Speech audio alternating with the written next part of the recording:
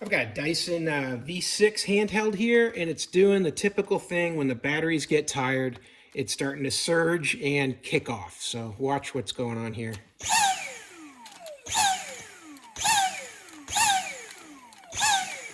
So I hold the trigger, I get one little push, and then that's it. I've charged this battery. It's got plenty of time on the charger, but it's not holding a charge. So here's what I'm going to do next. I'm not going to replace this. These things just don't last, and I'm tired of it. So I'm going to go with my tried and true DeWalt batteries. And what I did was I bought this adapter. Very inexpensive for this adapter, and then my DeWalt batteries slide right in on the bottom here.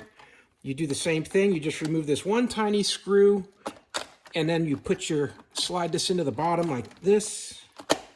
Clicks into place. And now I'm going to go ahead and attach my DeWalt battery. And I'm back.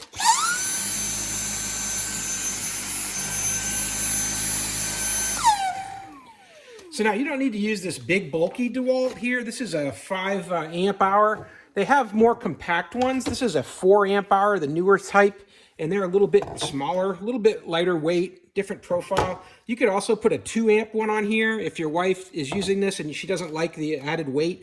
But I found that the balance is just fine. Even with the heavy battery on it here, I didn't notice really any difference in usability of the DeWalt batteries on this Dyson cleaner. So, hey, if your batteries are getting old, don't keep buying these things. They're really expensive. They're only useful only for this.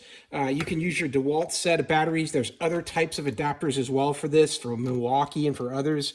So you can use your existing batteries. These seem to last forever for me. I use these all the time. This is a 5-6-year-old battery here, and it's definitely gonna last. So switch it up to DeWalt and you'll be happy. Have a great day.